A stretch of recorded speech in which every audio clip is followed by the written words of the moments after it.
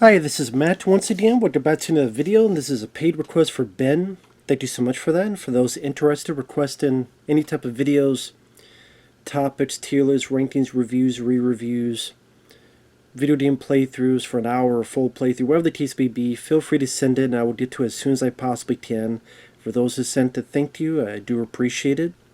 Really do. And Ben, very nice guy. Know he's going through some things. I hope things get better for you, man, and wishing you the best. And thank you for the kind words as well. I read your notes. I really, truly do appreciate that. But one of the requests he has is for a commentary on the 2003 film In Hell. So let's get right into it. I'm paused at the beginning. For those who want to follow along, feel free. I'll count down. 3, 2, 1, pressing play. As we have the Millennium logo, pop it up here, Millennium Films, go to fade away now, 777 Film Core, fade away now. Millennium Films presents, this is for syncing, a 77 Films Core production. So, okay. Rainbow Lamb, Sally has passed away. Very good director. Turn this down a little bit. Now, Ringo Lamb, I haven't seen a ton of his films overseas. I know he did films like City on Fire and Full Contact. The ones I remember, he did a film called Undeclared War, which I quite liked. That was actually surprisingly good, which stars Danny Lee, who is in The Killer. He was in Inframan. It also has Peter Liapis, who was in Ghoulies. Vernon Wells, who was the bad guy in Commando and The Road Warrior. Undeclared War is pretty good. And then he did 3 Jean-Claude Van Damme films. He did Maximum Risk, which I've always enjoyed. I actually felt that was one of Van Damme's more underrated films. Replicant, which I thought was pretty decent sci-fi action flick. It was cool to see Van Damme do something very unique, which is to play a clone, and he also got to play a serial killer. Then did this film. And sadly, this is the last film that him and Van Damme did together. And this is a time of Van Damme's career. Ooh, shit. I should mention this bit here. How the way you start your Van Damme film. Lawrence Taylor, yes, the football player, ripping a guy's damn tooth out and blood spurting everywhere. Definitely. And now we're seeing a bunch of dead bodies here. Pretty grim opening for a Van Damme movie. But that's what was cool about Van Damme at this time period. Because love Jean-Claude Van Damme, grew up with the guy, love a ton of his films. I love Bloodsport, love Kickboxer. I have not had a chance to watch that Blu-ray. Picked up a Kickboxer, just been busy with requests and stuff. But Love Hard Target, that's my favorite of his. Time Cop, which actually is getting a 4K Blu-ray from Shout Factory. Time Cop, which is cool to hear.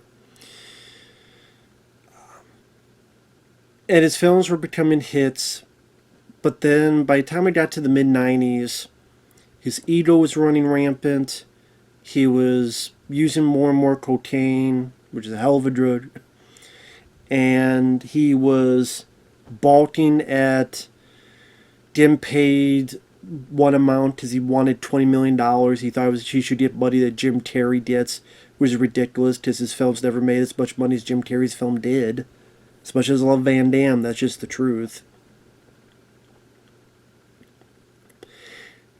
It's one of those things that you have to be aware of how you act. Because if the fame is like an escalator, you could go on up. But when that slippery slope comes down, when that 15 minutes is gone, When you're going back down, you're going to be passing a lot of people that you may have pissed off, or they didn't like your behavior when you were on cocaine. They didn't like your behavior with your bipolar, with the ego, think you should get this and this. So then people don't want to work with you. Or they go, well, that guy rubbed me the wrong way. And I think that's what happened to, not all, but a lot of these guys, is that studios and other people didn't like their behavior. And they go, well, fine, well, we don't want to deal with you anymore. Now, Van Damme, at least I don't want to say he's drawn an apology tour, but he has tried. I think he has grown as an actor, and at least he tried to do different things. Just say in the 90s, with all that stuff, his films were not doing well. Street Fighter might have done well foreign, but didn't do the best in the U.S. Sudden Death was a flop. The Quest, which was an ego vanity project, I don't think it's that good of a movie, that flopped. After that, I would see this, and again, intense scene for a Van Damme film, where his damn wife is being attacked by an assailant coming into the house. But his films weren't doing well. The Quest in 1996 or so didn't do well. He Double Team, Knockoff, which I like those two. For how weird and quirky they are, they didn't do well. They flopped. And by the time he was doing Double Team and Knockoff, this is when he was at his worst with drugs. I think Knockoff, he said he doesn't remember even making the movie. But just around that time, something changed, and he finally decided to get more and more sober. So in 1999, he does Universal Soldier: The Return, which was supposed to be his comeback. And you just tell from his performance, he's much more lively, he's much healthier, he's doing a lot more of his own fights and kicks, and he's just much more lively. And that's one of the things I like about The Return. But it flopped badly. It didn't do well. People hated it, despised it. They give it like a 3.79 to be? It's really fucking low. And that kind of killed his theatrical career. Because after that, then it's direct-to-video land. It's Replicant, The Order, In Hell, stuff of that nature. Now, granted, a lot of his early direct-to-video stuff I rather liked, unlike Steven Seagal. Like, Steven Seagal felt like he wanted to make the same damn film over and over again, and he didn't want to do his own his own dub at times, and he didn't want to do different types of films. Here, like, this is a really good reaction from Van Damme. His sadness and then his anger. Seagal, number one, would never be this physical running anymore, especially this time period, and would never do this film where he really breaks down his psychological barrier, where he does it. You tell him these days he's really trying, both physically and his acting.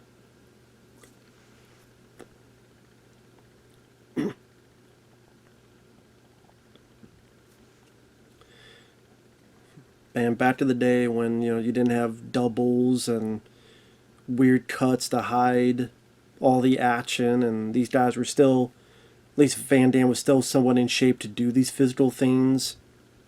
So you use these wide shots and you could tell it's still Van Damme doing this. Good stunt there, going through the glass, both of them. Nowadays, if they do a film, half of it, most of it pretty much doubles, but they still try to act like they're the heyday.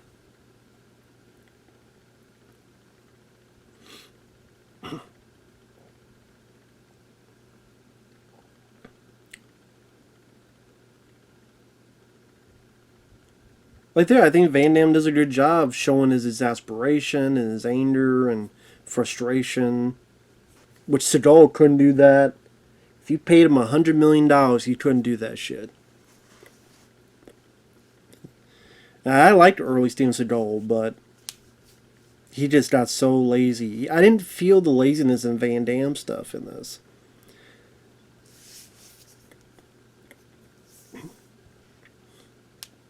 Now, again, doesn't mean I loved every Van Damme film around this time, but like I said, Replicant, different type of role where he played a serial killer as well as a clone. And you got Michael Rooker in there. The Order. We hear Van Damme having some vigilante justice.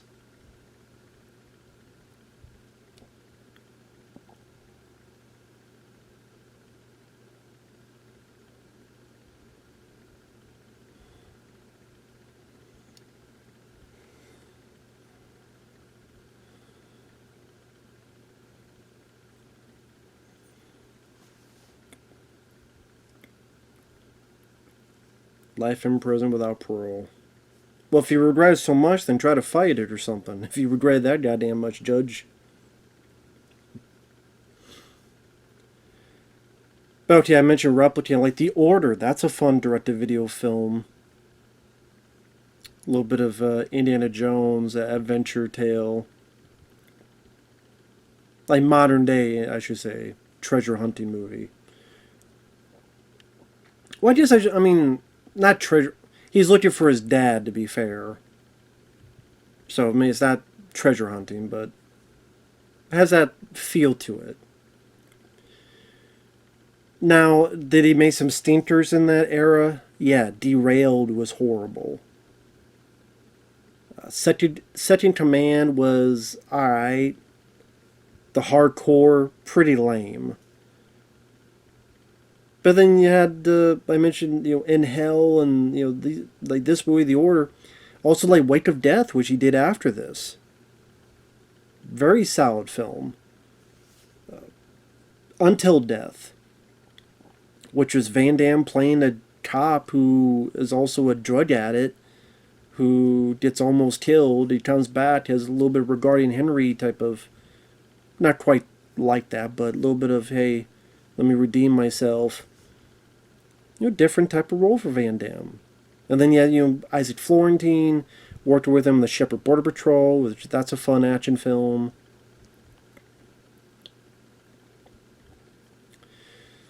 And then JCVD, of course, which was 2008, give or take, 2008, somewhere around there. Sadly, like a lot of these guys, it's just they get too old. They get too old and they can't do the same things that they could before. And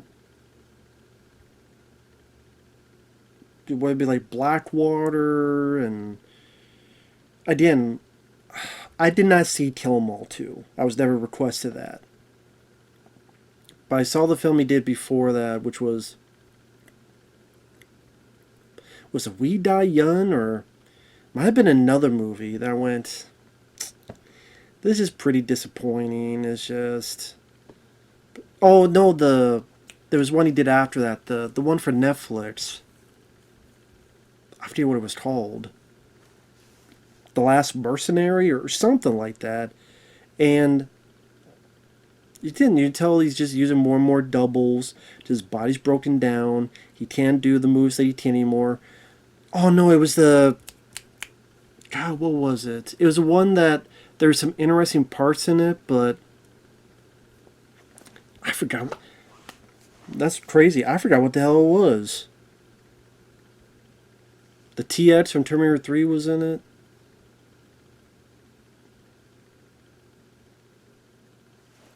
I know people don't like me typing because I had someone complain that I would type on during these commentaries, but I gotta look. I'm sorry for the person who gets bad at that, but it makes it easier for me to look stuff up. Because they're like, oh, can you please not type when you do commentaries? I'm like, I'm sorry, dude, but I'm going to check real quick on this. Darkness of Man. Alright, Darkness of Man. That's what it was.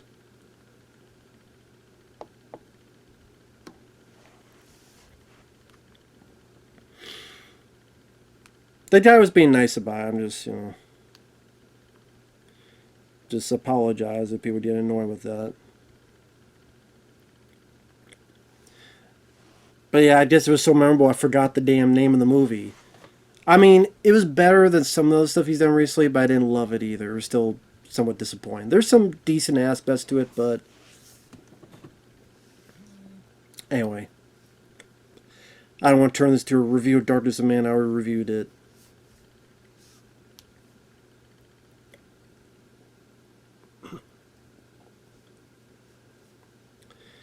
But anyway, and of course we have this film,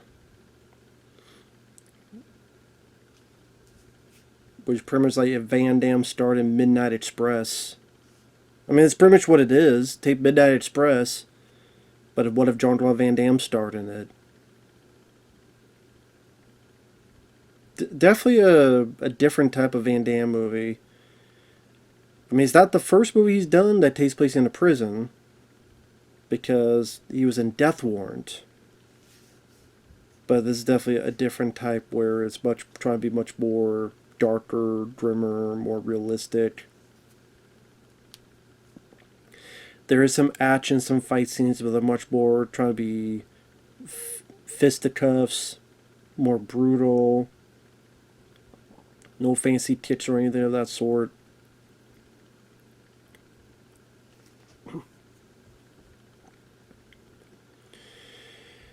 And again, it's a shame, like these action guys. Actually, before I get into that, this does have a Blu-ray from 88 Films, which I don't have, but to be honest, I looked at the features, there's not much. There's commentaries by some people who had nothing to do with the film, interview with a camera operator, and a makedown from back in the day, so.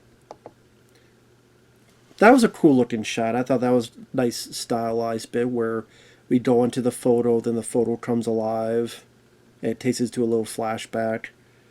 That was a nice stylistic choice from the director.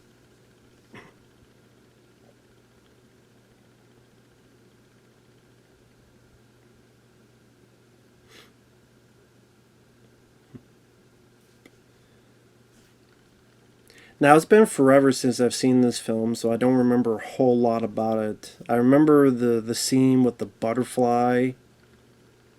There's a riot in the third act. Lawrence Taylor comes into play much later on in the film, but I don't remember a whole lot of other details.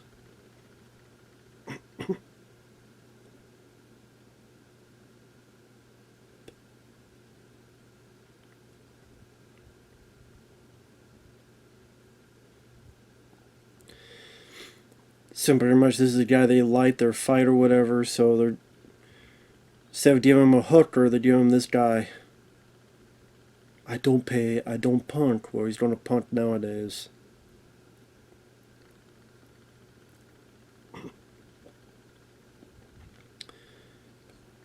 So the idea is gonna beat the hell out of him and he's gonna have some fun.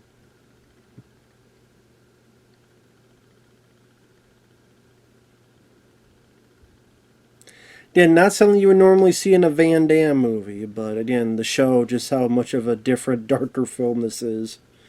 But again, that's why I appreciate Van Damme doing this type of stuff, and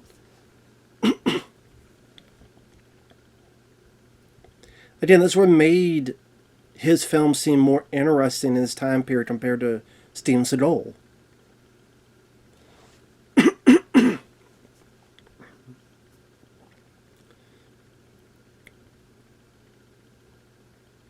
It didn't.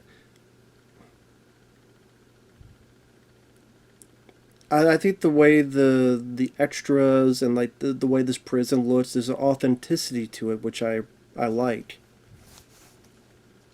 I'm sure this was not a huge budgeted film, but I wouldn't say this looks cheap either.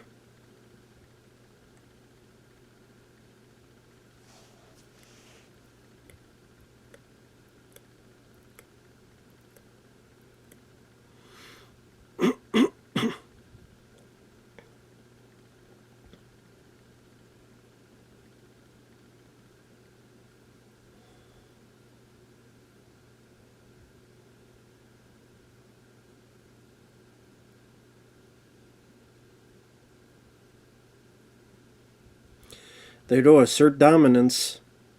Don't take any drift.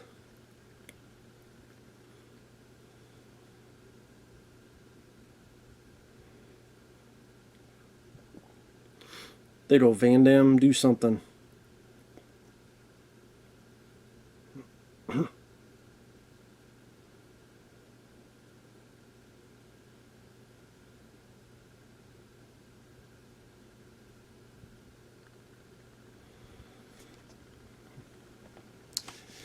It's just sad that nowadays, I mean, like I said, I saw a little bit of that, of him trying to do something a little bit different with Darkness of Man, but at the same time, it's like when he does action, you just see there's just so much more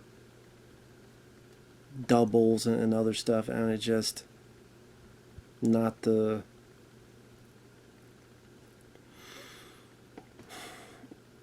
Just a sad reminder these guys are getting old. They're just getting old, and they're just. They just can't do much nowadays.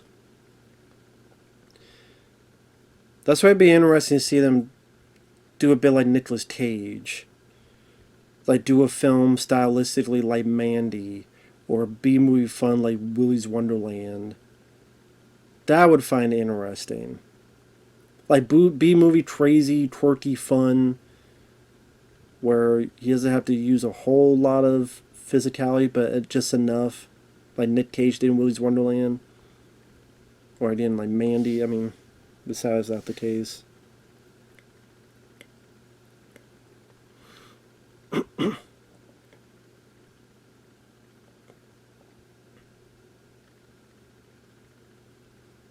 God, such a shitty place. Look at that.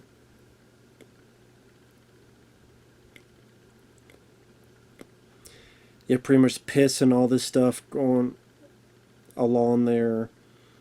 You have. Oh, yeah, he tries to hang himself. That's right. I remember this now.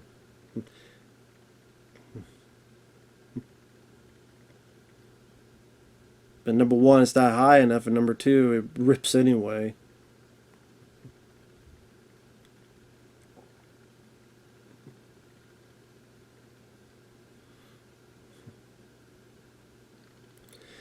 But yeah, I mean, to not even have a bed, but just a complete stone to sleep on, and again, all this piss. You can kind of understand his psychological breakdown where the woman he loved died. He's stuck in this hellhole. He feels he has nothing to live for. He can't hang himself, so maybe he could just bash his own fucking brains out. Just feels he has nothing else to use. Okay, was it a butterfly? Sorry, I don't know why I thought butterfly. I know it was like some insect. Some winged insect.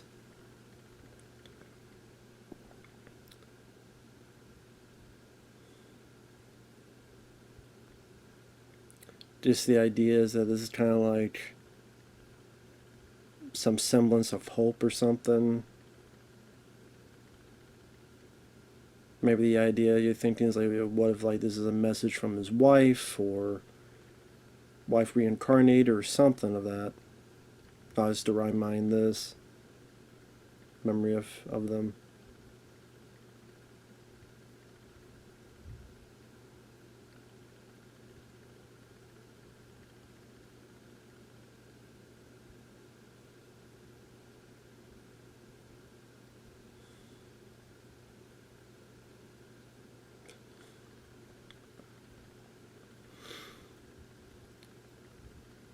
But I mean, just like, people have their prison dramas. You got Tom Selleck, An Innocent Man. You got Sylvester Stallone in Lock Up. You got Van Damme in this.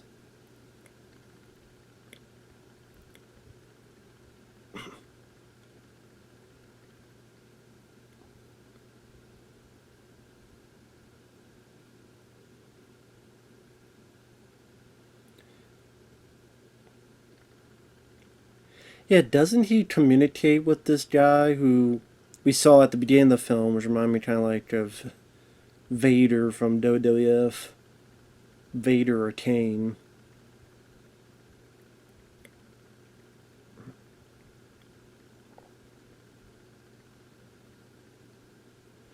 wonder if they had to have something there to. Anyway. Ah, never mind.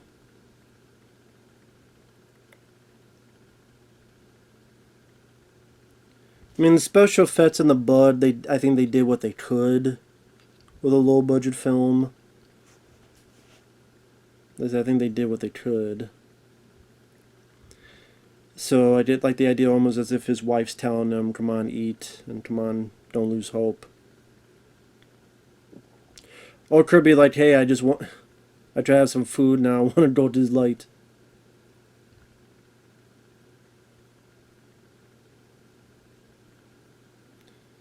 But I seem to remember something about he's hitting the wall, and then the big guy like is reminded of that later on, something like that. I think.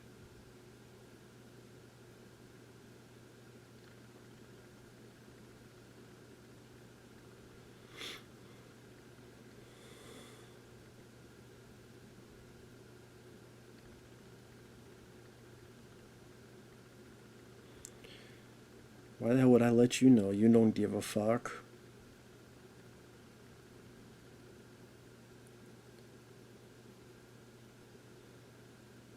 Is this Lawrence Taylor? I think it is. I mean, you saw, pulling a guy's tooth out.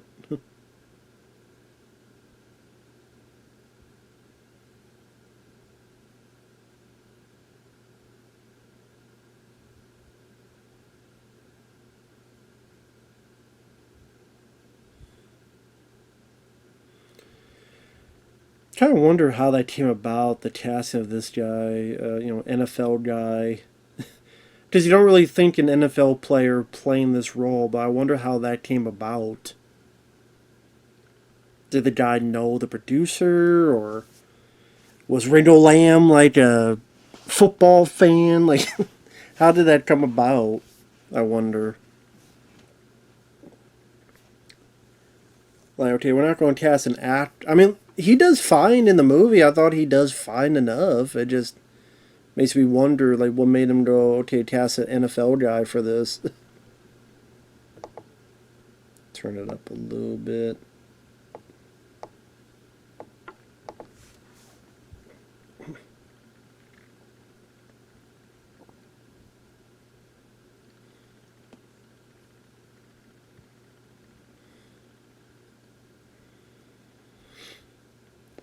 Damn, must have some special privilege to have a damn lamp there. Seems like can't even get barely a bed.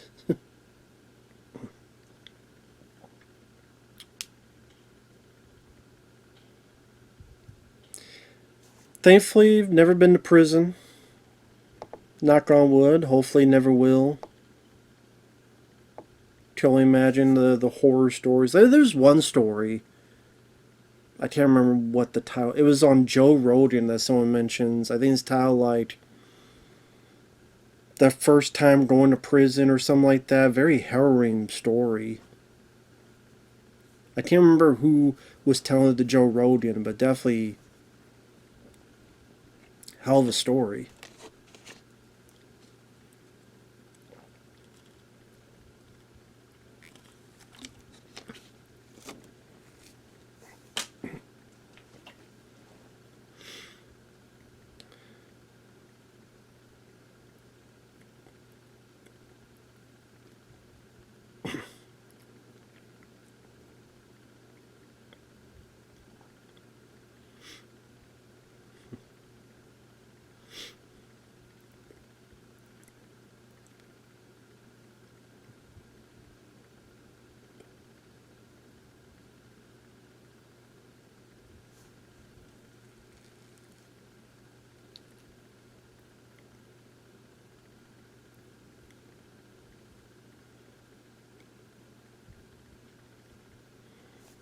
That's weird. This guy says, "Well, we could pay him off." I don't know if that's going to work with these guys.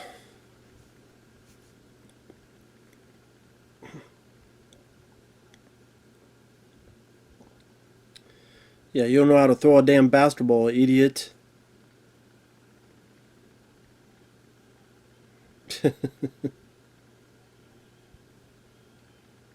Yeah, you don't know how to throw a fucking basketball, idiot.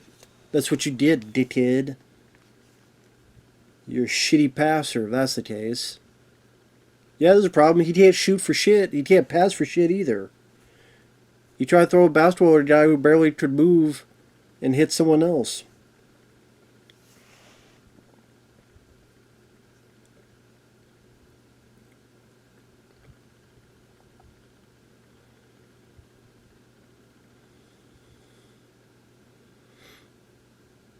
I swear that one guy with all the tattoos I recognize. I don't know from what.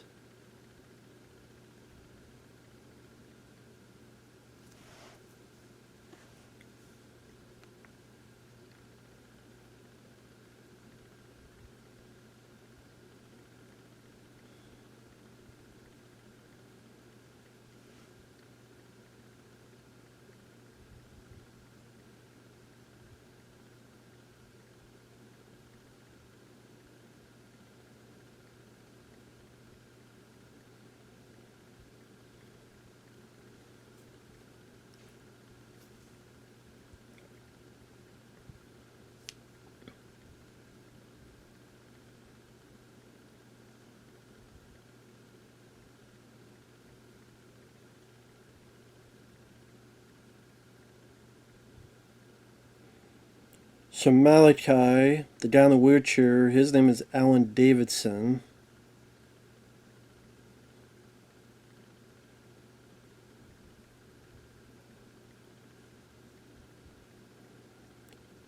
Let me check something real quick.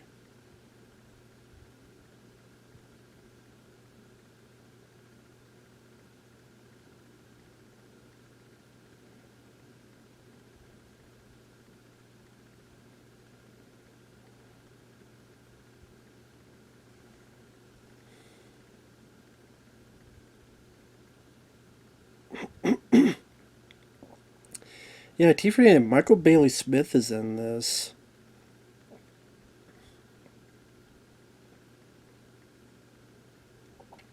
Michael Bailey Smith, he's been in a lot of stuff. He was Super Freddy in Elm Street 5. He was Ben Grimm in the Fantastic Four '90s movie that never got released. He plays Valia in this movie.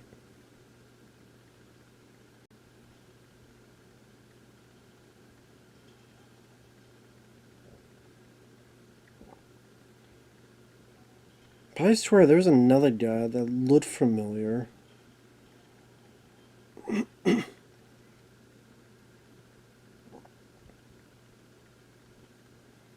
It might be Robert Lasardo I'm thinking of, who's in Short Circuit 2, Hard to Kill, Out for Justice. Yeah, Death Race, Hector the Grim Reaper Grimm. Yeah, that's a guy that's been in a lot of stuff.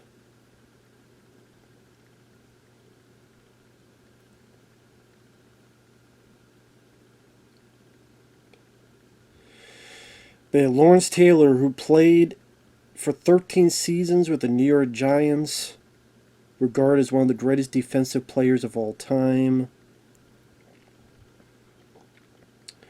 He has 2 Super Bowl championships.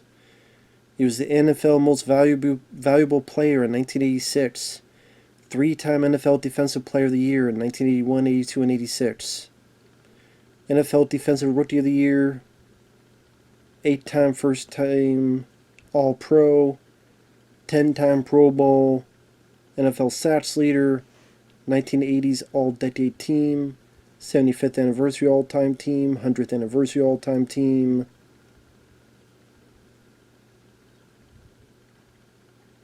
Again, won 2 championships.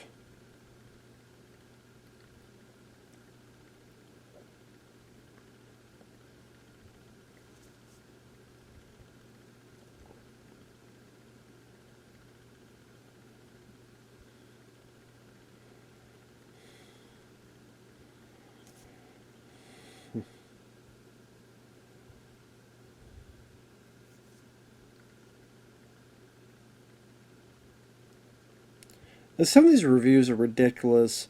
IGN, well, as they say, you can't spell ignorant without IGN. 5 out of 10, strictly for Van Damme fans only.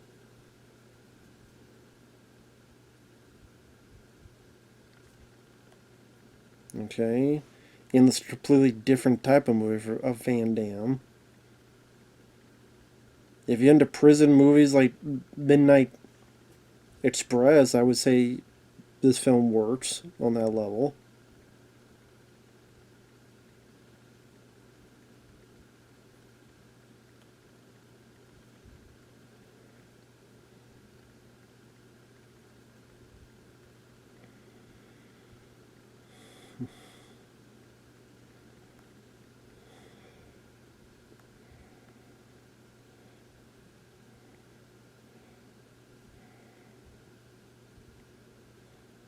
Of course, we have someone who's a guy pretending to be a girl. I know you had something like that in Con Air and on other films as well.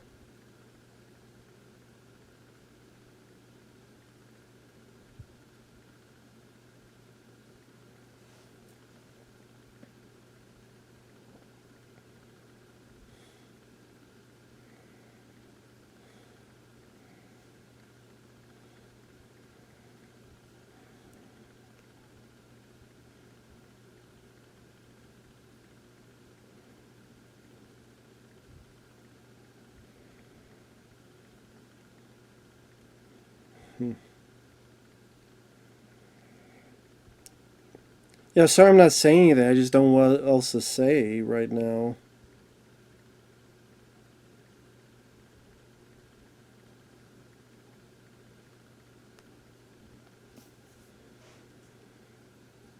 Unless this is the guy I'm thinking. Like this guy I know I've seen before as well. This guy here. I swear I've seen this person in other stuff. This person that's the guy pretending to be a girl. That's opening the fight between these two. I know I recognize him. What?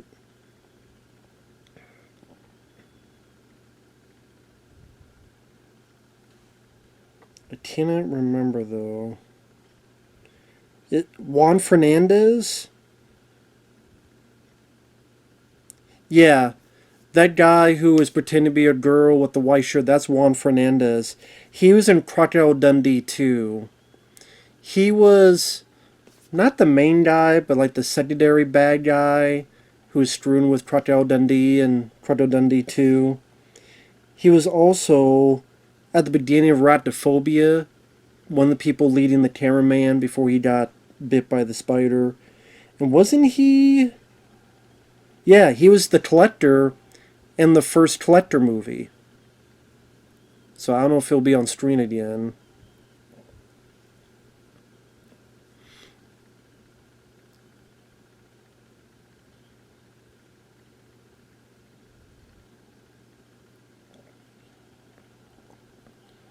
So it's showing a bit more of like MMA style fighting, different type of fighting.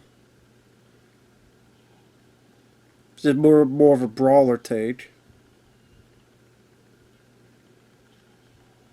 Oh, nice blood spit there.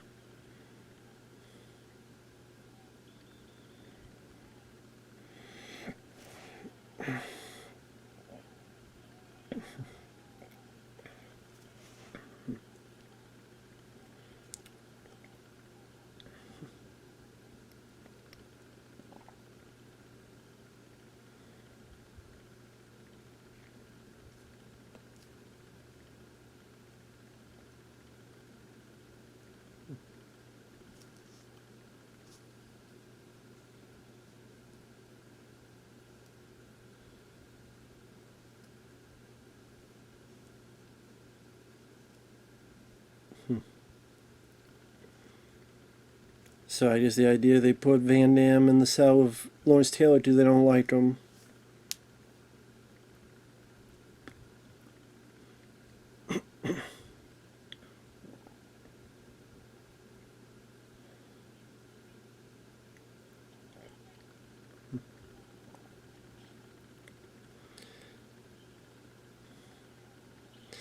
You think you would have been a bit more secretive, a little bit more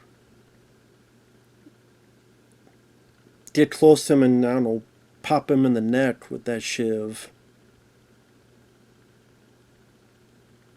Yeah,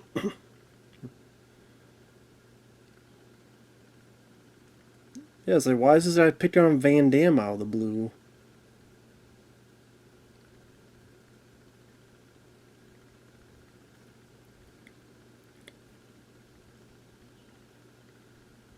He didn't do a goddamn thing. Just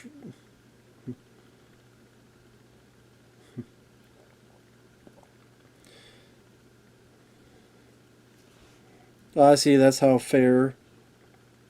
Fucking 3-on-1 fight. You're such a pussy. You can't do it by yourself. Fucking pussy. You have your butt boys with you.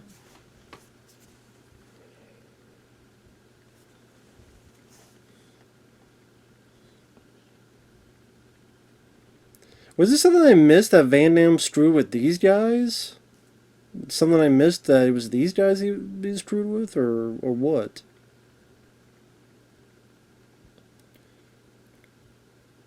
Yeah, that guy there who just talked. Not necessary. That's Juan Fernandez, who's the collector.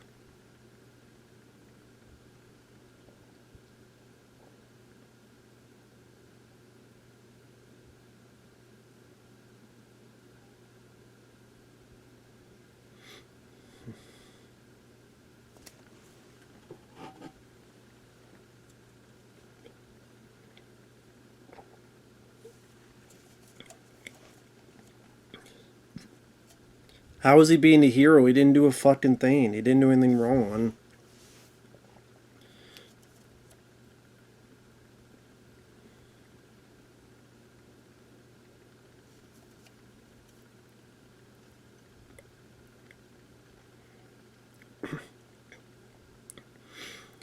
Oh, hell, maybe you want to be rather in the hole because you'd be safer there.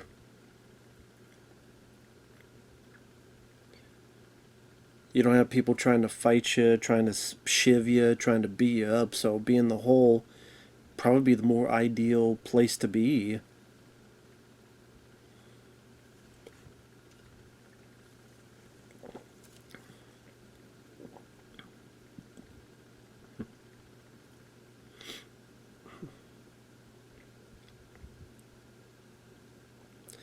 Because we gotta set up more of him pounding the wall so that they'll come back into play later.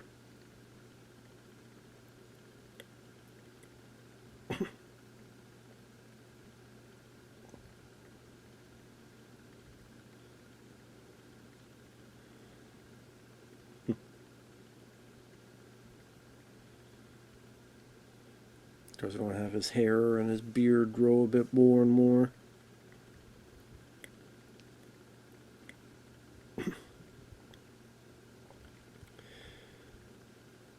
But I mean, the movie to me, like the reason I liked the film is just, like I said, it's an interesting departure for Van Damme, where he gives like a good, solid, dramatic performance, and just truly reiterates just how hellish this place is and how bad you feel for Van Damme's character.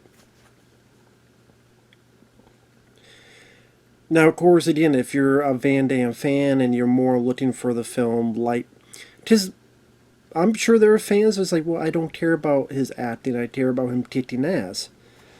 I can understand that.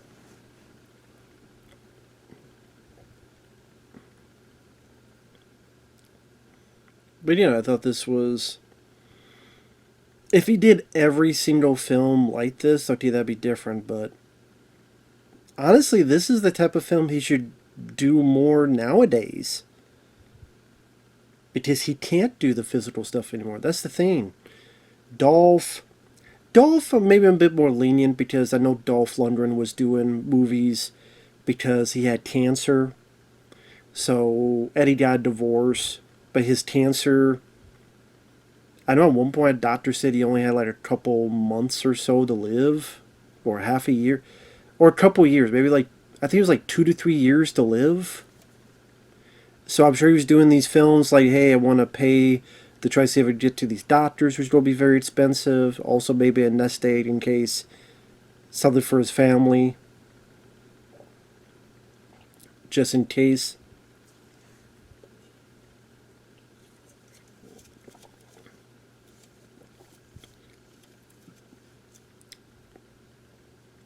Okay, remember those guys before was with this guy. That's where they were messing with him.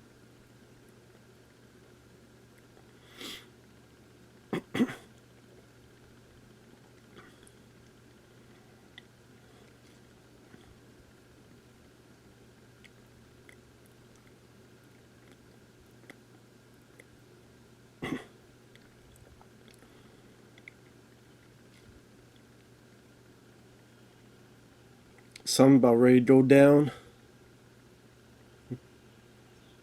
Ooh, there you go.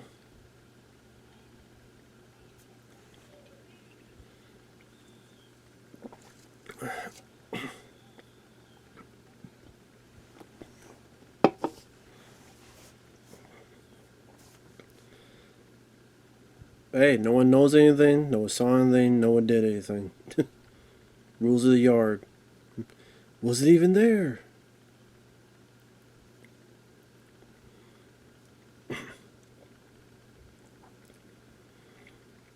But yeah, Dolph was going through his cancer prognosis, so he was just taking jobs whatever he can, whenever he could.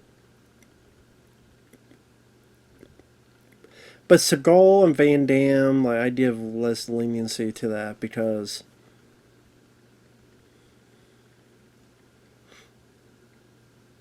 like Seagal, I mean, he's been lazy for the longest time, so I have zero hope.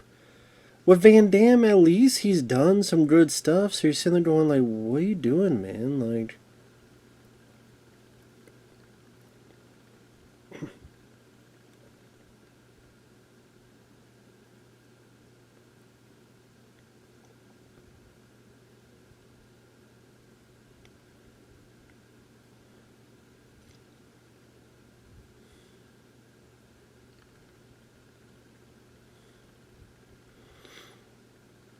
so Lawrence Taylor, does he see a bit of himself in this guy, and or just he doesn't treat Van Damme the same as he will others?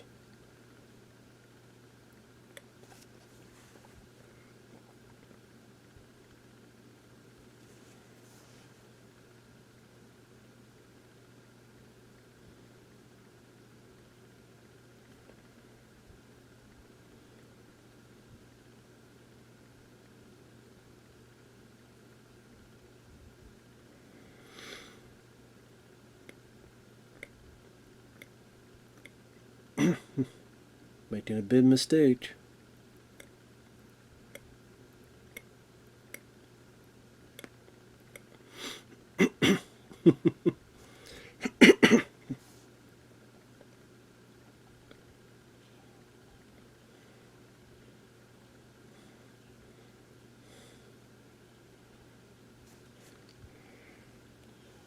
So, Dan, we're not going to see Van Damme do the classic Van Damme stuff because why was Taylor to know about this stuff? He's totally much more animalistic, much more of a brawler.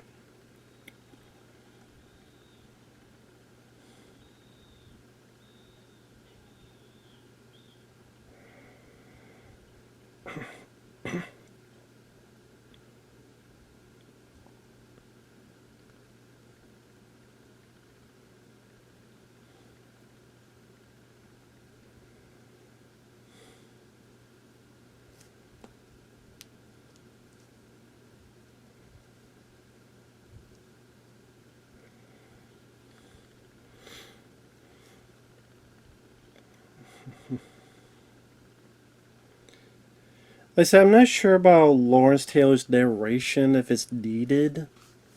I just said like, well, we hired him, so we got to have him say some stuff.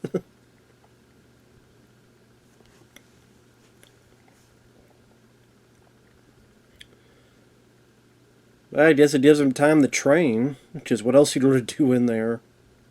Why not? Oh, you hit the mine. Why don't you step on it? Be my guest. You first.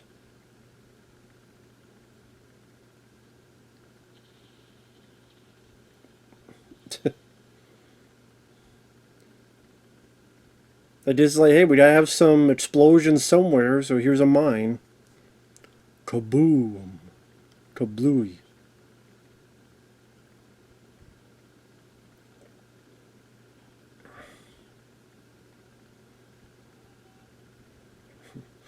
Yeah, that ain't gonna work out. Trying to escape there.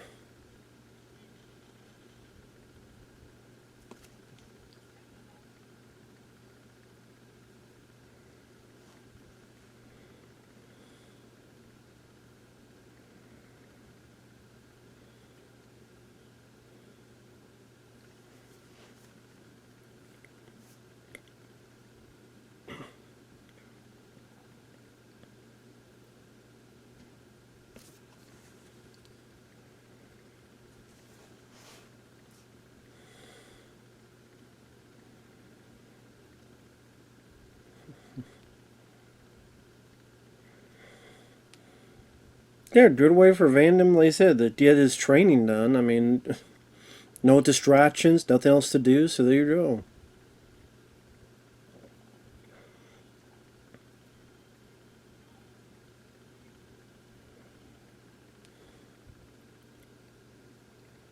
So this guy got through ponds and other stuff, and it seems like nobody was around to see him. But then the next time we see him is he's running on a road with a couple soldiers behind him. Like, how did that come into play?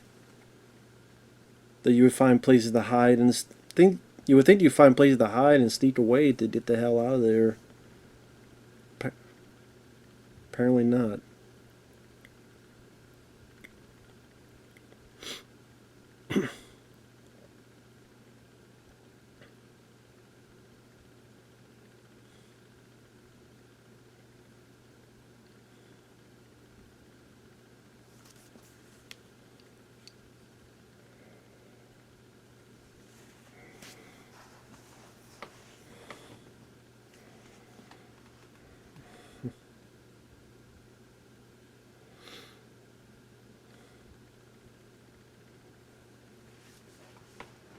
Yeah, I'm sorry I'm not giving a whole lot of detailed commentary, but I mean, there's only so much to say. It's kind of just guy spending time in prison, and now he's working out, and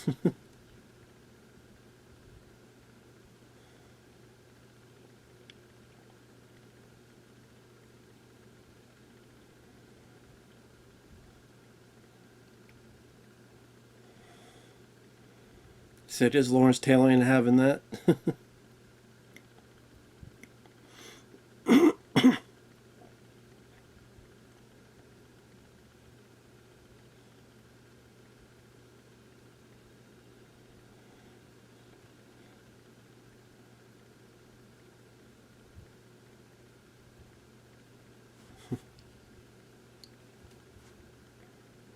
Like, you wouldn't expect there to be a damn montage of training in this type of serious grim prison film, but there you go. But hey, it's my kind of.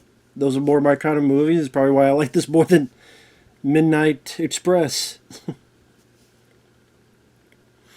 Try to think, doesn't he like bite the guy's throat out or something? I remember there's a shot where he's on the ground, kind of screaming and just spitting blood out of his mouth. I can't remember if that's during this scene or a later scene.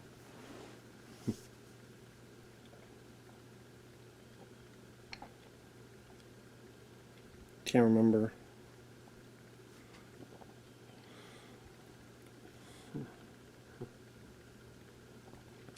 Well, at least we get to see a bit more of him fighting now.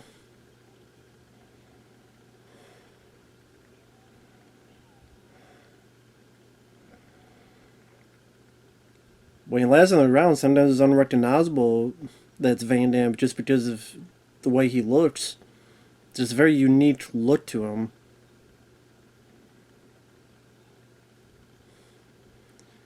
But this is a guy who is willing to get beat up, willing to be look weak. Like Seagal would never do this. Like think about that. Think of Steven Seagal and the movies he does, the fights he has. He would never do a scene like this where a guy's beating him up, kicking him, overtaking him. But that's what makes it work. Where then you get the comeback, and makes the comeback that much sweeter.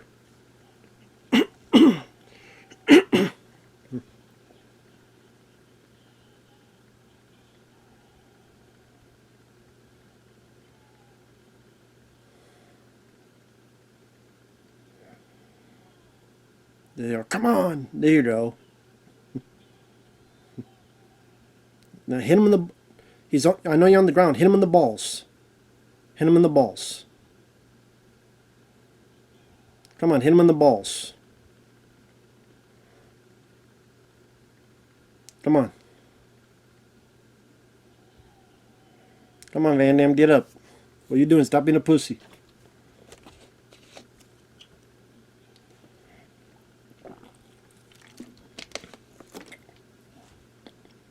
Come on, Van Damme, stop being a pussy. Get up. Get your ass up, goddammit.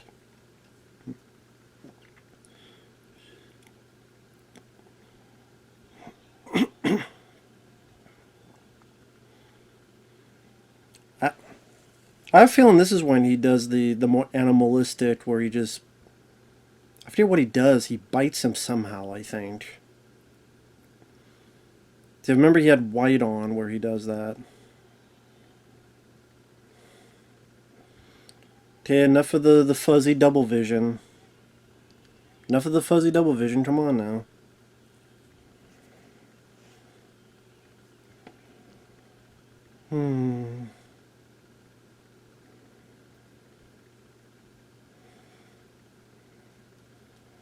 Enough of the fuzzy double vision. Come on, do something.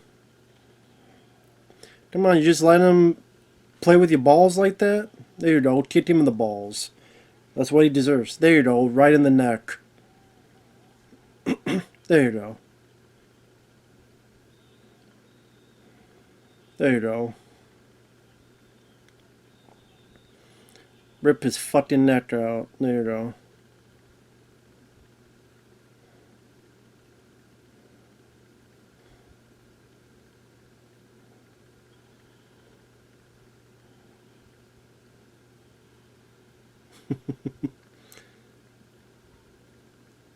The way you show people not to fuck with you, that's a hell of a way to do it. If you don't want people to mess with you, there you go. I'm gonna rip your fucking throat out with my teeth as well. How about them apples?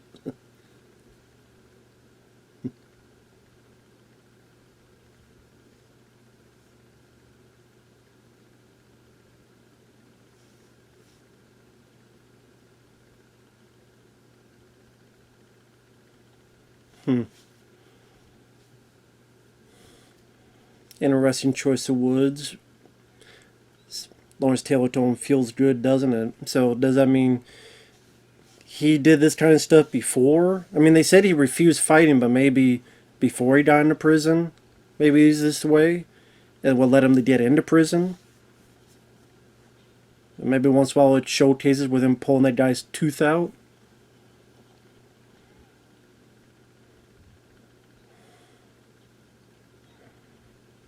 Ooh. Like the sound effects of the punches. Beating the ever living fuck out of him. God damn.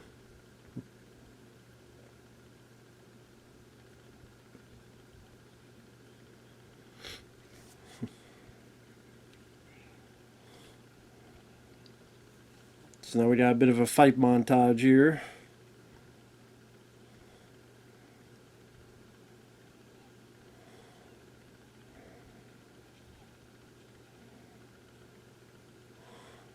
Then good sound effects of the punches to really make them intense.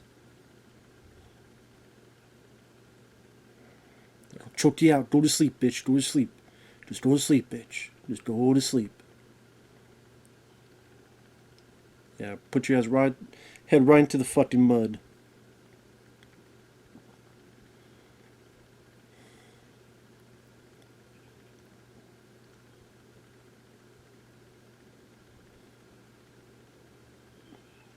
Ooh. Kicked right to the face.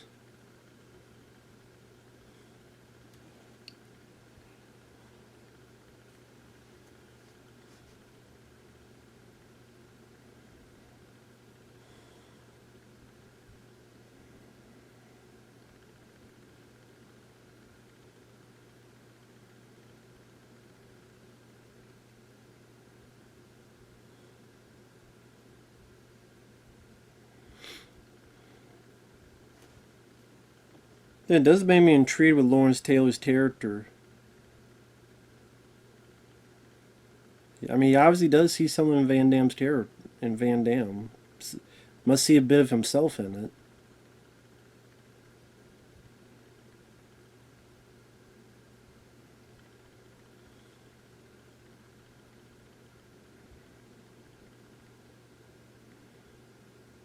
I like his haircut here.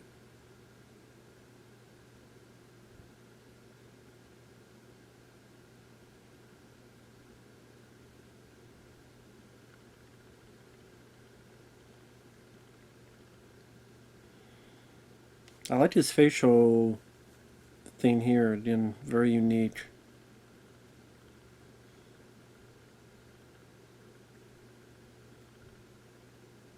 Yeah, what the fuck happened to you?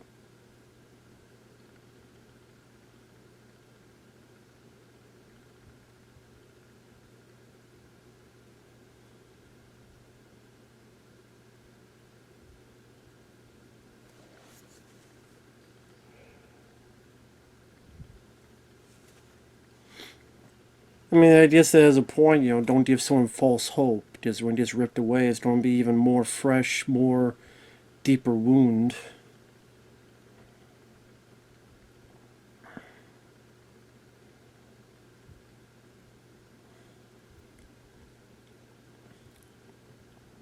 Yeah, I like that facial here he's got on his chin.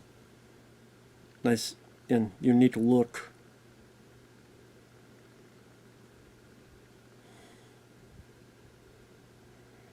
It's interesting to see these different, like, almost transitions that Van Damme's character goes through throughout the movie.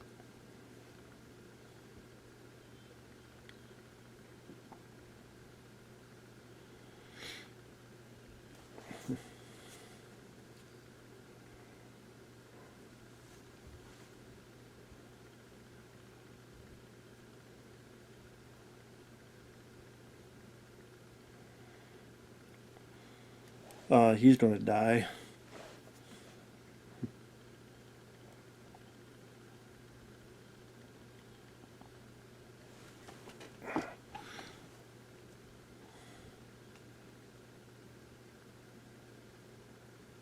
There's Michael Bailey Smith.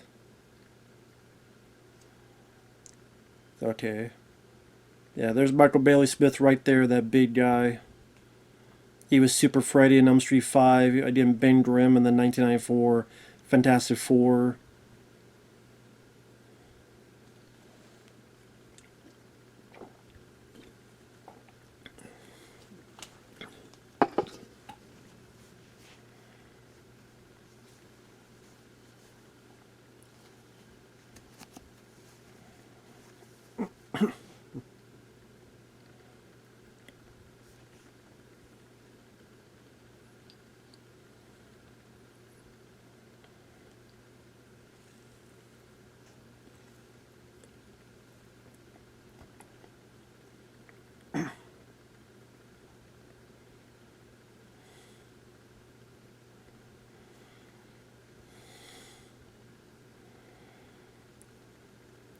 You guys don't give a flying fuck about rehabilitation.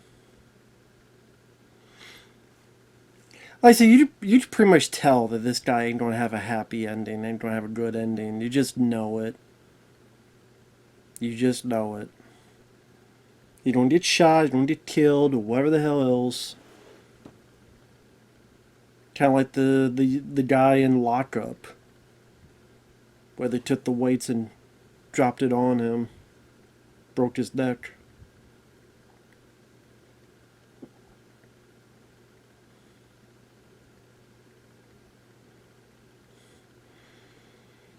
Even that guy in Shawshank Redemption who knew that Tim Robbins was innocent, like, you know something's going to happen to him.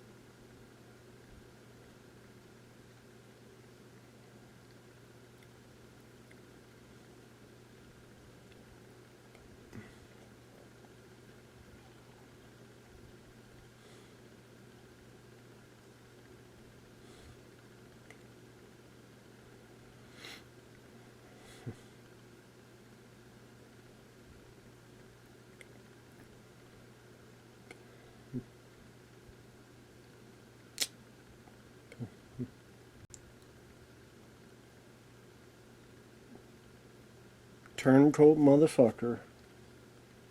Just because you're in a wheelchair doesn't mean you can't get your ass kicked. You piece of shit.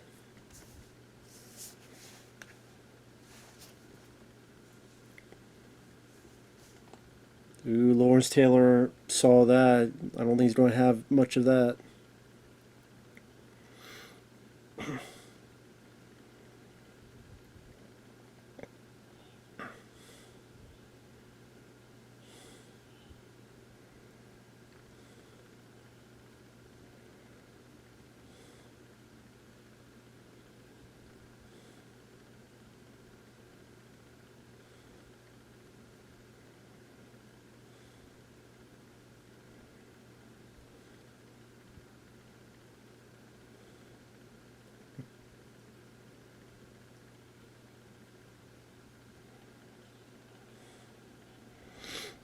Like I said, I forgot Dr. Bailey Smith was in this, but he's a big motherfucker. He's humongous.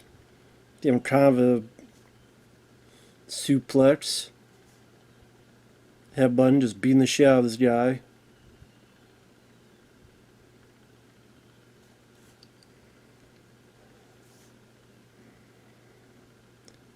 I always wonder what happened to Van Damme. Like, after a while, he always had this bump on his head. I always wondered where that came from, that bump on his head.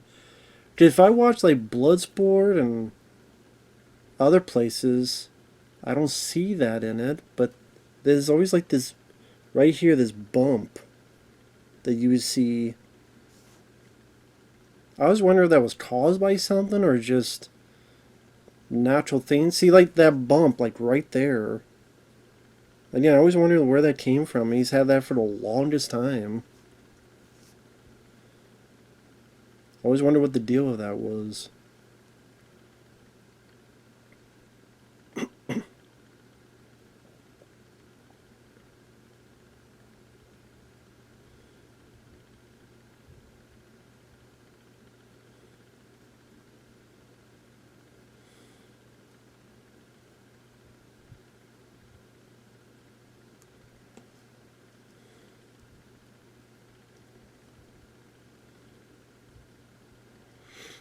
Well, there you go. See, you knew something was going to happen to him. You knew he wasn't going to make it. Like a sacrificial lamb in these type of prison movies. Usually there is a sacrificial lamb, and he's the guy in this one.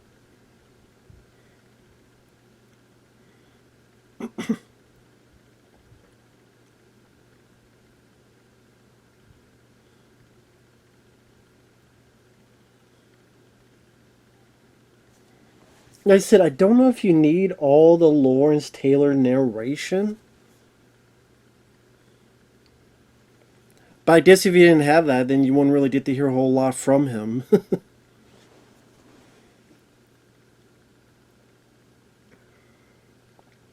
I don't know, maybe that would have made him even more mysterious or something.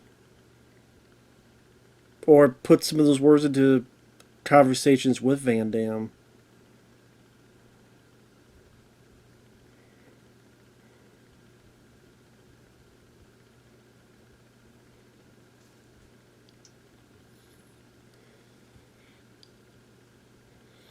He's taking the dump. What do you think he's doing?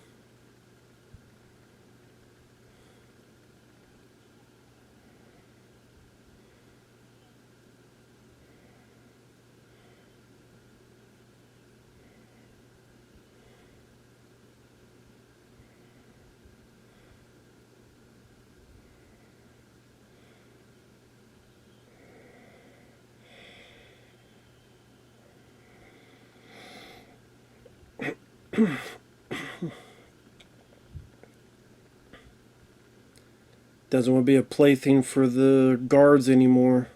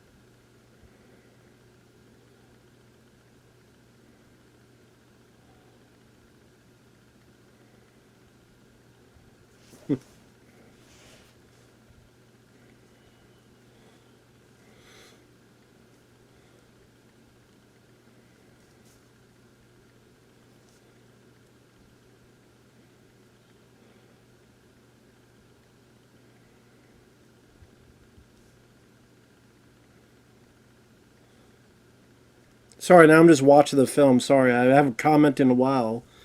I know it's a commentary. You're supposed to say shit.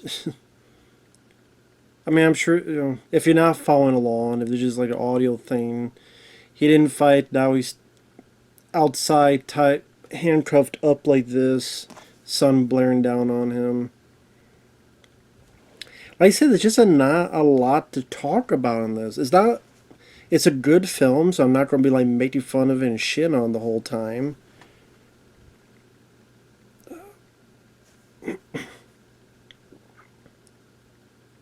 I mean, it's pretty straightforward. It's a pretty simple story. A guy dealing with prison. There you go.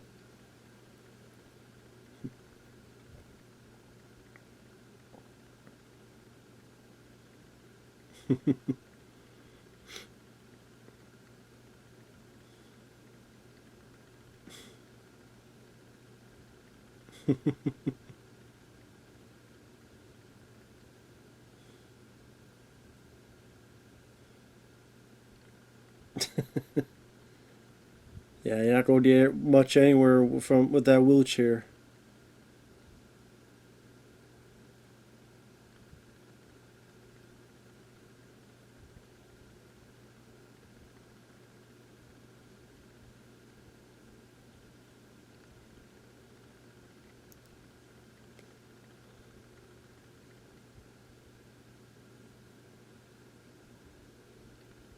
He don't give a shit about what you're bitching about, buddy.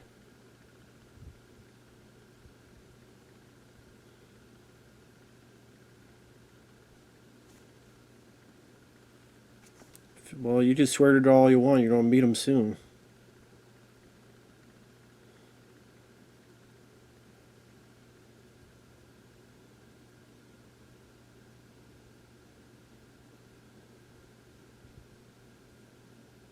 I'll help you get out. I'll help you get out. Man, about the way you think about, I'll help you get out. It's one way getting out.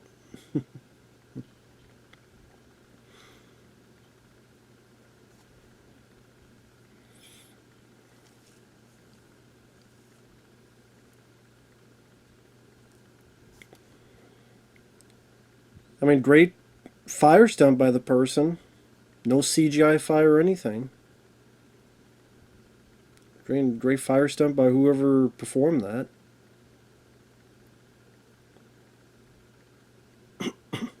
Mm.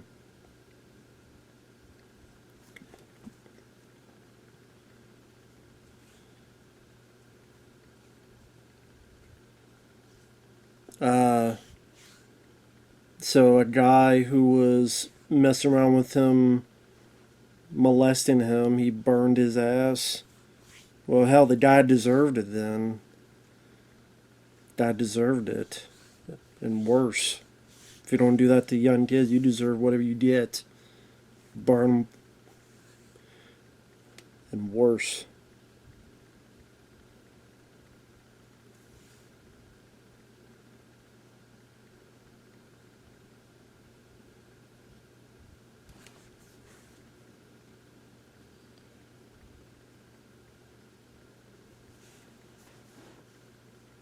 Oh, would a prisoner really care what the going on with Van Damme's character? He's fighting for himself.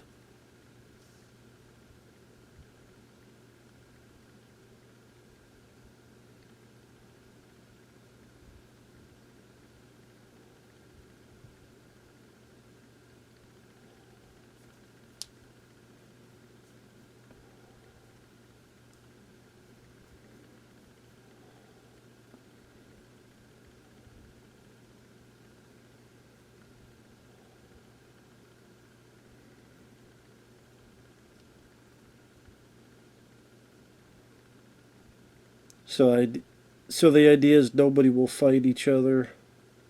So we don't do punish everybody.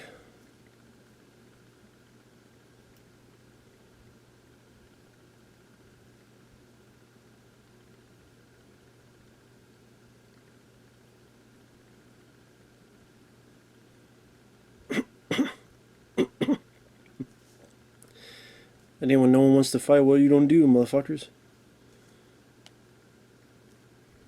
Granted, I mean, this is an idealized way of looking at it. In reality, I'm a cynical in nature. There will always be someone go, "I'll do it," so they get brownie points. There's always someone willing and wanting to get brownie points. I'll fight. Who do I fight? There'll be one or two or three motherfuckers that ruin it for everybody. That's just with statistics, you know. Now maybe some of them would be like, "Oh, okay, well, now maybe if you steer some of them, be like, well, if you do, then we'll take care of you whenever we feel like it. We'll take care of business when you're alone. You gotta be alone sometime."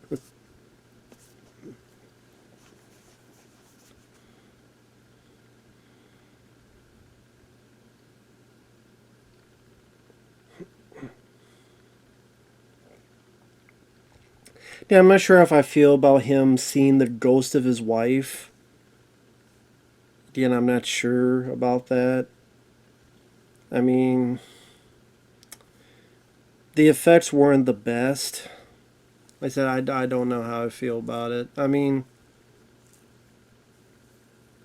I thought like we had enough with the end set and you can infer, but to actually see the ghost of his wife, it's like,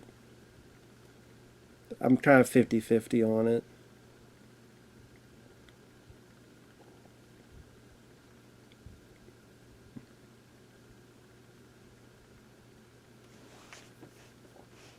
I mean, I guess it answers the question as to whether what the incept maybe represented, but like I said, I forgot about literally seeing a ghost in the movie. I completely forgot about that. Yeah, again, I don't know. I don't know.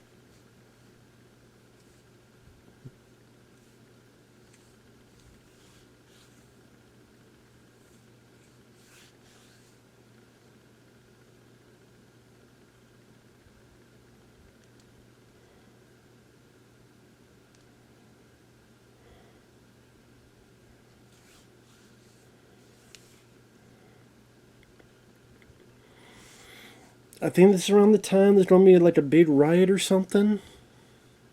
I think. Yeah, I think there's gonna be like a big riot or something during this. I think.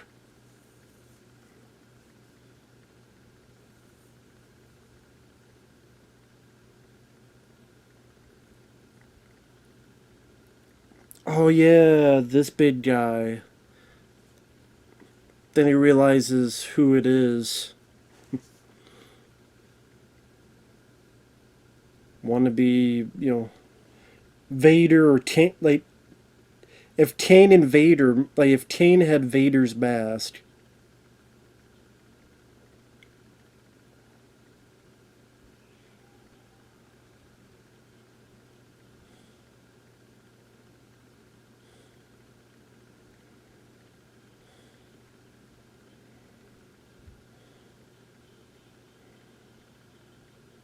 This is where Van Damme realizes.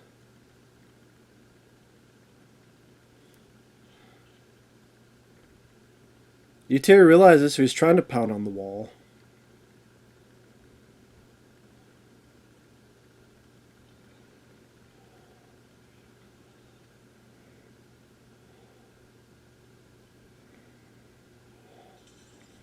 Ooh, that's a good stunt. Hitting the damn ceiling and stuff. Good stunt there.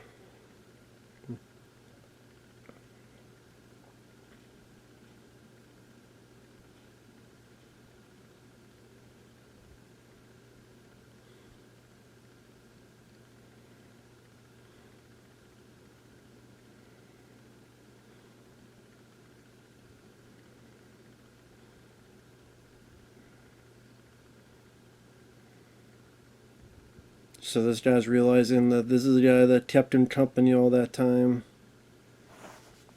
Granted, I mean, you could be pounding at anything when you're trying to escape, but take that for you will.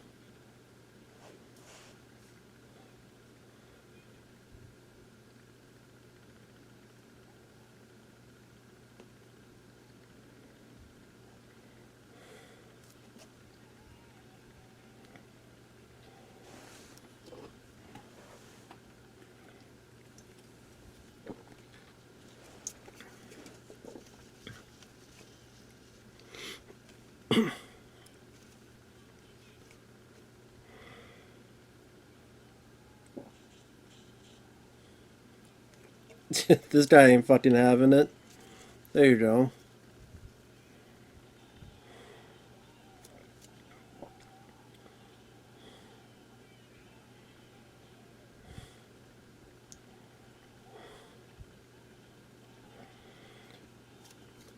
Man, didn't take much for them to get the fucking door down. You think a lot more of them would have their guns ready just in case.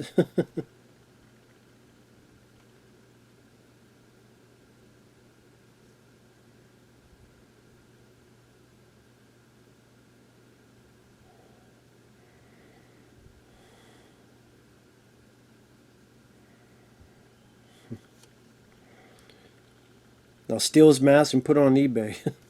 No, you didn't.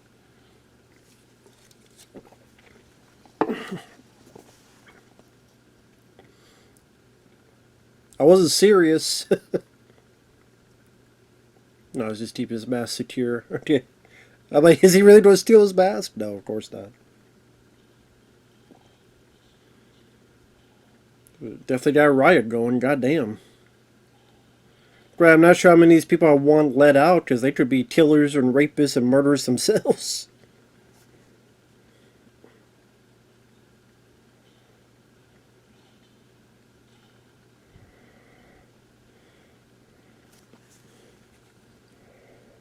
Well, at least I didn't forget about Lawrence Taylor. Yeah, this must have been a hell of a day. All these extras dealing with this damn big old riot.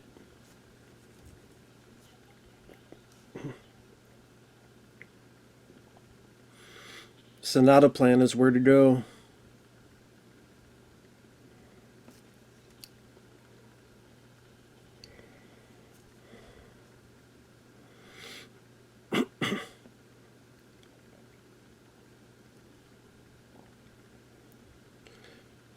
Not sure how successful the riot is when a lot of them are getting killed anyway.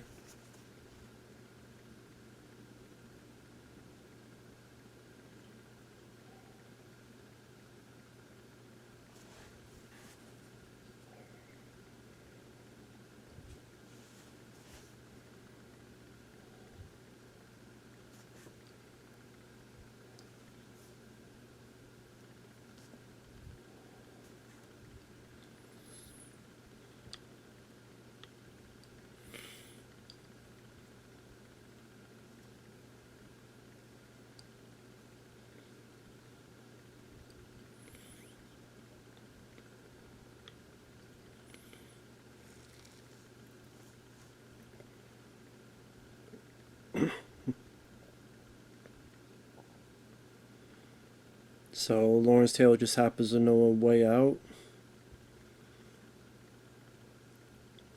I was gonna say, what do you do? Dig like Andy Dufresne?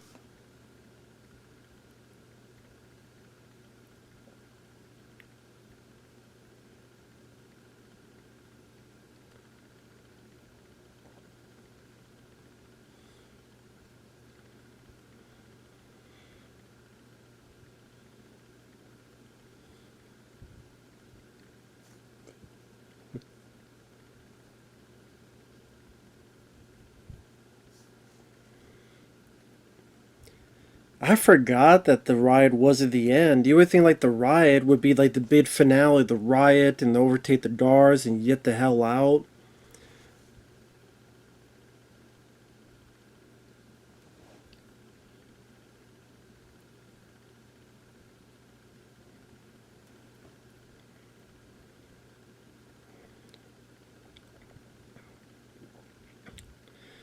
But man, it's like I guess it's like well, it's a Van Damme movie, so we need to have like a final fight. Like we can't end it with this riot stuff. We gotta have a final fight. So, of course, this idea of we gotta have a final fight in order to get you into the.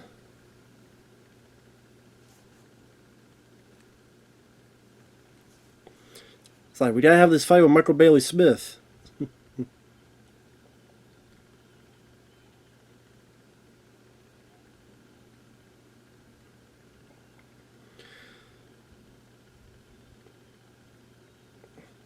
So the riot didn't seem like it mattered.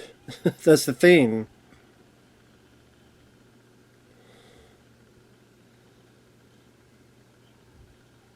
Like the riot didn't matter. So it seems like it's right back to where it used to be.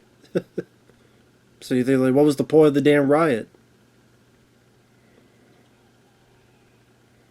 So it seems like it should be reversed. Like have it be this big fight, but then if it was like, well, I'm not going to kill anymore. I'll fight to defend myself, but I'm not going to kill anymore.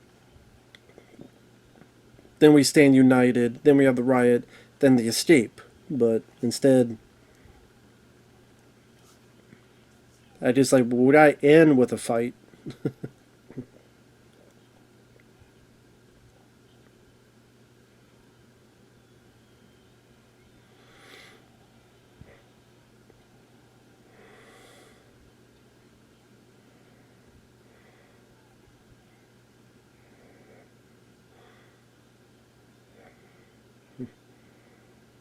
Still, I mean, still a pretty decent, more brawler fight.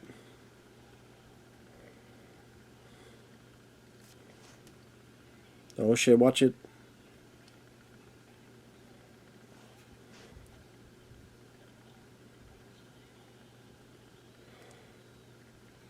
Well, there you go.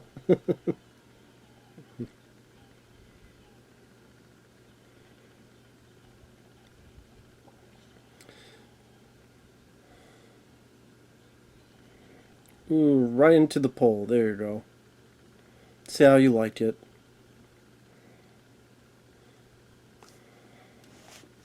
But yeah, I don't mind the fight happening. It just seems like the events should be switched.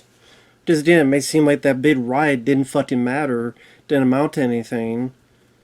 Seven, what is it? 7 prisoners died. One guard, no guards died. So I said, well, fuck. What was the whole point?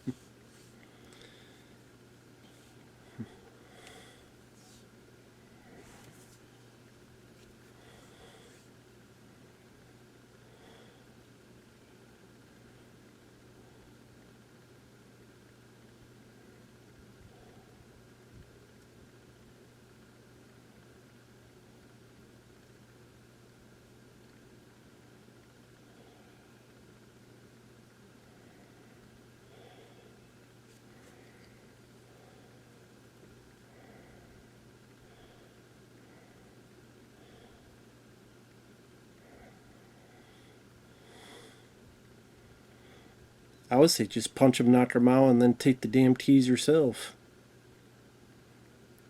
Yeah, give me my ring back, bitch. Mind ring now.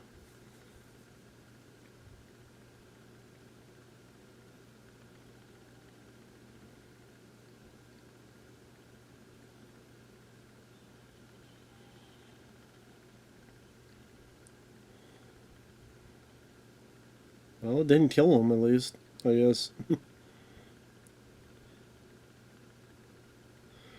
Won't be used as lazy anymore, but again.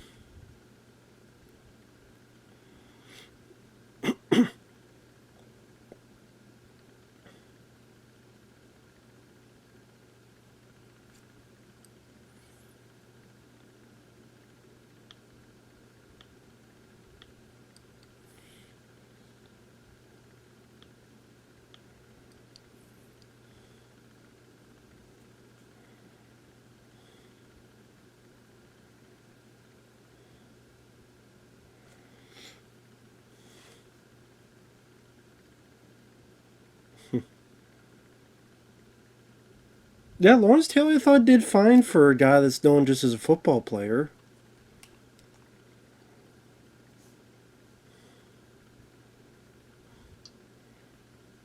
Well, I mean, he does say that no one's going to stop you.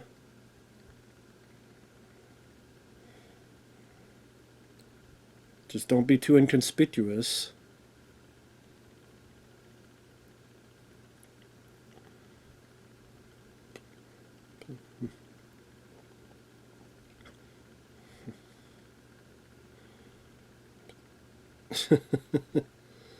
Yeah, Lawrence Taylor has some business to take care of.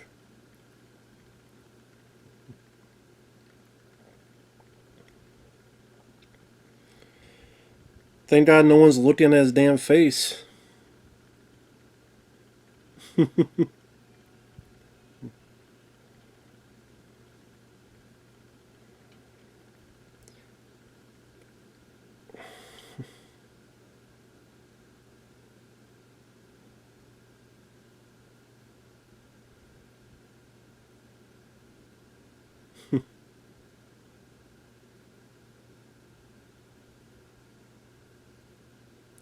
Now it seems like if Lawrence Taylor's tear, if his tear is willing to do that to that head guy, they would just lead him somewhere and shoot him.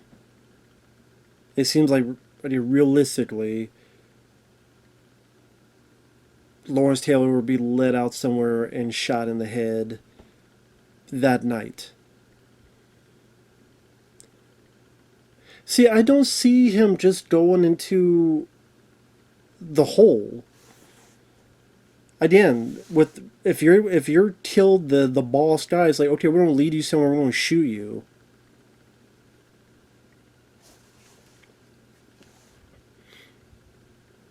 3 months later, the prison was shut down.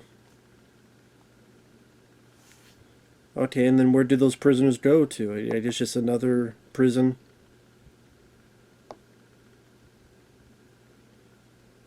Kind of weird music to have for a prison drama. Like this techno. Yeah, why? Yeah, why this techno music playing? Like,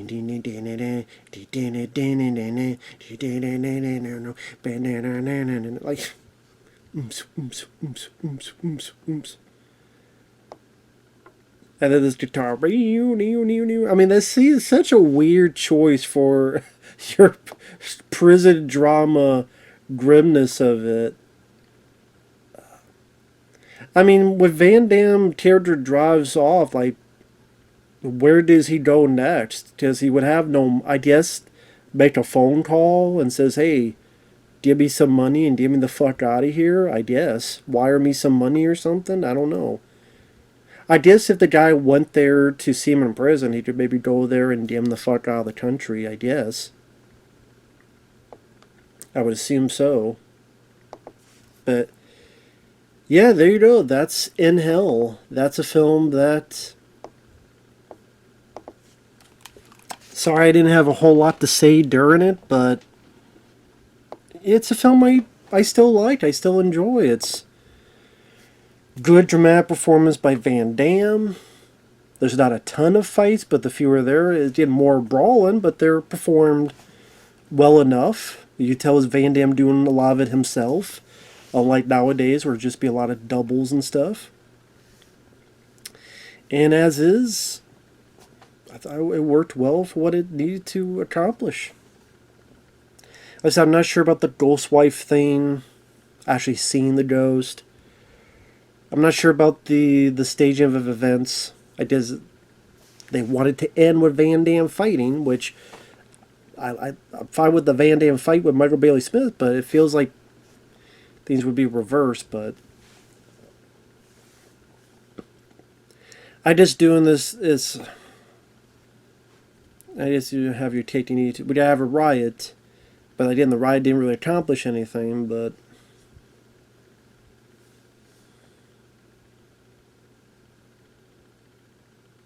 like maybe during the, like Van Damme and Michael Bailey Smith have the fight, but he won't kill. So then like people like, yeah, and then they start rioting. But then how you get that big guy in there? That's the thing. It's like they gotta have. They gotta get both events. They gotta get Van Damme fight Michael Bailey Smith. Then you gotta get the thing with the big guy with the Vader mask. How you incorporate both of them into it. So it is what it is. But I do like the film. Good dramatic moments. Nice authenticity to the prison itself. Does seem, definitely makes it seem like a very depressing state of affairs to be a part of. Lawrence Taylor, I thought, did fine enough as a football player to act in this. And even, I mean, it's a different type of film for Ringo Lamb. Again, known for, even compared to other Van Damme films like Maximum Risk and Replicant, it's definitely much more drama than anything. But yeah, this was an interesting part of Van Damme's career that would make me intrigued as to what would happen next. Oh, you did Wake to Death. That's really cool. You did JCVD. You did Until Death and other stuff. But sadly, after JCVD, it kind of... Assassination Games. Then go on to stuff like Pound of Flesh and Kill 'Em All and all this other shit. We Die Young. Just a damn... Just a lot of disappointment, sadly. Especially as I love Van Damme. I don't think he'll... I mean, I'd love to be surprised. But it's sadly just have to have low expectations for anything Van Damme comes out. Same with a lot of Dolph. A lot of these guys come out. Just... to think that the glory days will come back for these actors... Unless maybe at least Stallone and Tulsa came, because I saw the first couple episodes of season 1. It was requested. I did like that, but for the other people, to expect the glory days to come back, you're fooling yourself. But we still have these movies to... It's weird to say enjoy, but to show that you have Van Damme is capable of being a good actor.